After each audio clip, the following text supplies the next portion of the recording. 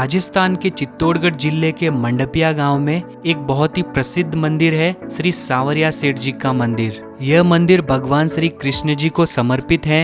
भक्त यहाँ पर भगवान को सेठ कहकर पुकारते हैं क्योंकि सेठों के सेठ सावरिया सेठ जी को व्यापार जगत में लोग अपना बिजनेस पार्टनर बनाते हैं। जब उनका बिजनेस अच्छा चलता है और जो भी वो कमाते हैं उसका कुछ हिस्सा सावरिया सेठ जी को देकर जाते हैं। इसी वजह से यहाँ पर दान भंडार से निकली हुई राशि हर महीने 10 करोड़ से भी ऊपर निकल जाती है। भक्तों की मनोकामना पूरी होने के बाद आपको जानकर हैरानी होगी कि भक्त यहाँ पर सोने चांदी से बना मुकुट, रथ, आभूषण, बांसुरी और सोने चांदी के बिस्कुट के साथ साथ व्यापार जगत से जुड़ी हुई वस्तुएं जैसे चांदी का पेट्रोल पंप, चांदी का घर, बाइक, कार और जैसे भी यानी कि अपने बिजनेस से जुड़ी हुई सभी वस्तुएं सोने चांदी से बनवाकर श्री सावरिया सेठ जी को भेंट करते हैं। सोने चांदी के अलावा यहाँ के दान भंडार में करोड़ों रुपए नगद राशि भी मिलती है। तो आइए आज आपको भगवान श्री कृष्ण जी को समर्पित इस चमत्कारी मंदिर में श्री सावरिया सेठ जी की संपूर्ण यात्रा के दर्शन करवाते हैं।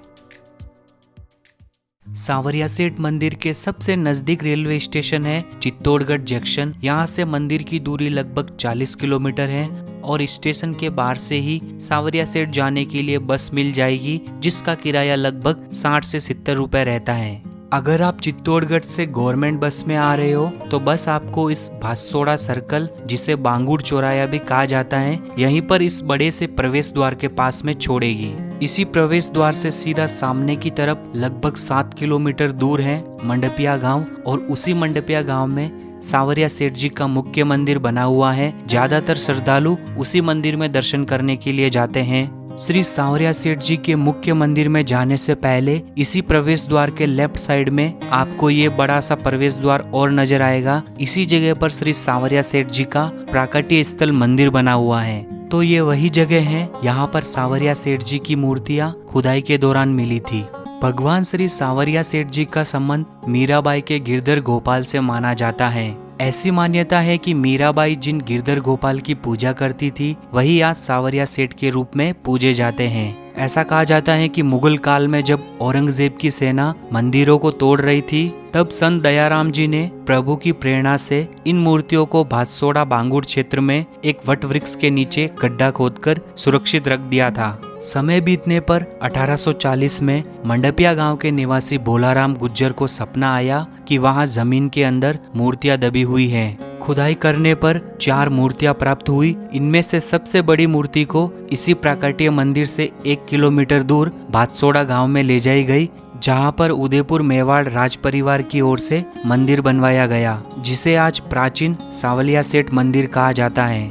यहाँ पर भी आप दर्शन करने जरूर आना।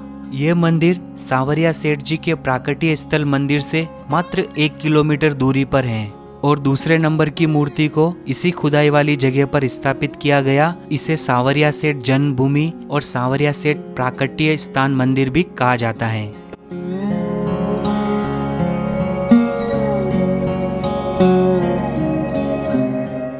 अभी हम चलते हैं इसी प्रवेश द्वार से सीधा सामने की ओर 7 किलोमीटर दूर मंडपिया गांव में जहां पर है श्री सावरिया सेठ जी का मुख्य मंदिर। यहीं से हमें मंडपिया जाने के लिए शेयरिंग ऑटो मिल जाता है जिसका किराया 30 रुपए रहता है। ऑटो हमें 15 से 20 मिनट के सफर के बाद इस भक्त मीराबाई सर्कल पर छोड़ देता है और यहीं पर हमें श्री सावरिया सेठ जी का ये भव्य सा प्रवेश द्वार नजर आता है। इसी प्रवेश द्वार के लेफ्ट साइड में ये पार्किंग की सुविधा भी बनी हुई है। इस प्रवेश द्वार से मंदिर की दूरी लगभग 400 मीटर दूर है और यहाँ पर आपको रहने के लिए अच्छे होटल्स रूम और खाने पीने के लिए अच्छे रेस्टोरेंट भी मिल जाएंगे। मंदिर के आसपास का परिसर बहुत ज्यादा बड़ा है।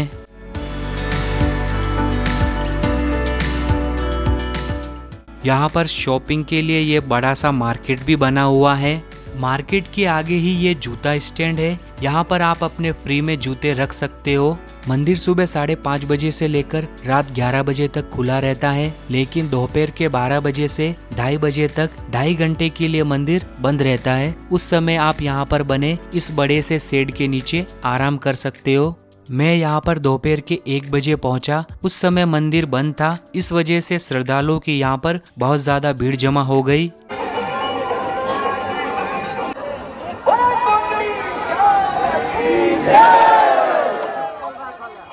2:30 बजते ही दर्शन के लिए लाइन शुरू हो गई। यहाँ पर लाइनों में बैरिकेड की सुविधा बहुत ही अच्छे से की गई है।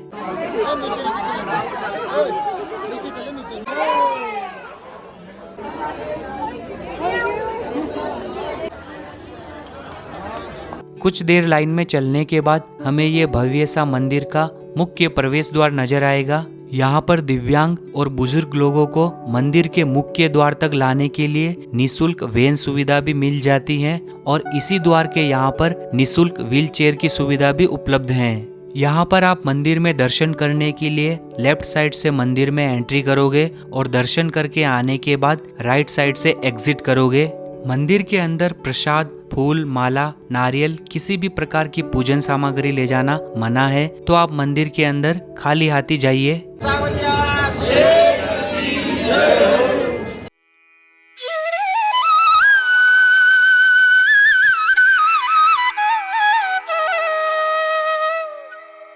यहाँ पर लाइन में चलते समय हमें मंदिर का बहुत ही खूबसूरत व्यू दिखता है और यहाँ का मंदिर परिसर बहुत ही बड़ा है।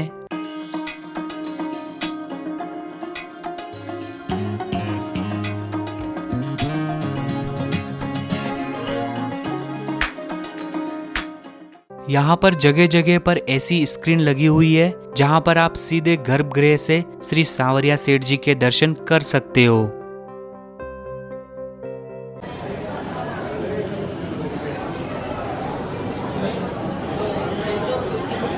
मंदिर के गर्भगृह में प्रवेश करने से पहले लेफ्ट साइड में ये चांदी से बना बहुत बड़ा रथ नजर आएगा। इसी रथ में श्री सांवरिया सेठ जी की रथ यात्रा निकाली जाती है।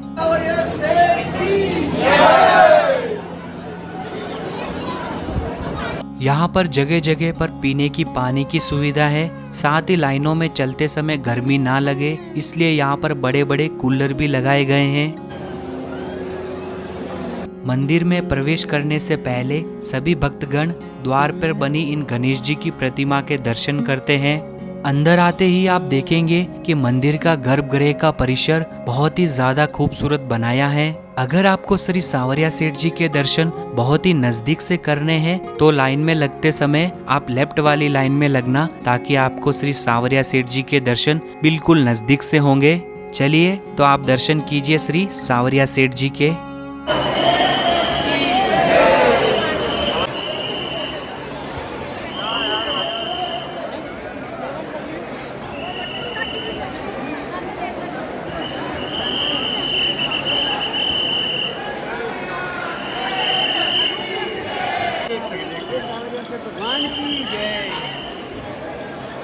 एग्जिट गेट के बाहर निकलते ही यहाँ पर लेफ्ट साइड में महादेव जी के भी दर्शन जरूर करना। अब आप मंदिर में दर्शन करके बाहर आएंगे तो लेफ्ट साइड में आपको ये बड़ा सा इमली का पेड़ नजर आएगा। इसी बड़े से इमली के पेड़ के नीचे ये चबूतरा बना हुआ है और यहीं पर विराजमान है श्री आमलिया बावजी। यहाँ पर ऐसी मान्यता है कि श्री सांवरिया सेठ जी के दर्शन करने के बाद श्री आमलिया बावजी के दर्शन किए बिना आपकी मनोकामना पूर्ण नहीं होती। तो यहाँ पर आप इस इमली के पेड़ के चारों तरफ परिक्रमा लगाकर दर्शन जरूर करना। श्री आमलिया बावजी के दर्शन करने के बाद उनके ही पास में एक और मंदिर बना हुआ है। यहाँ पर आपको कुछ सीढ़ियाँ नीचे उतरकर तलघर में जाना होता है और यहाँ पर आपको दर्शन होते हैं माता पार्वती जी और महादेव जी के।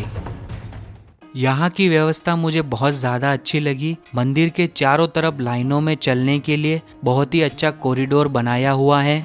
यहाँ पर दर्शन करने के लिए दिन ब दिन श्रद्धालुओं की संख्या बढ़ते जा रही है और आपको जानकर हैरानी होगी कि यहाँ दान भंडार में चढ़ाई गई राशि हर महीने 10 करोड़ से भी ऊपर निकल जाती है। यहाँ पर हिंदू धर्म के सभी छोटे बड़े त्योहार मनाए जाते हैं। त्योहारों के समय यहाँ पर रंगोली बनाई जाती है और पूरे मंदिर परिसर को सजाया जाता है। मंदिर परिसर में ही आपको इमरजेंसी मेडिकल सुविधा भी मिल जाएगी।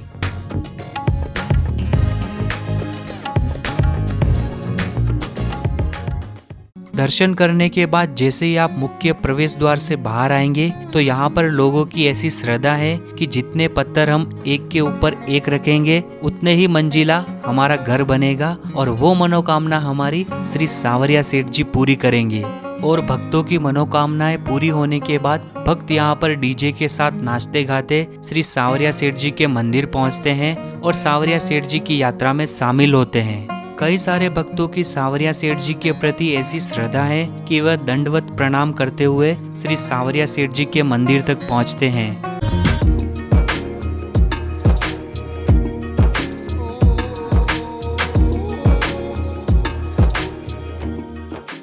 जहाँ से हमने शुरू में दर्शन के लिए एंट्री की थी उसी के लेफ्ट साइड में यहाँ पर प्रसाद काउंटर बना हुआ है।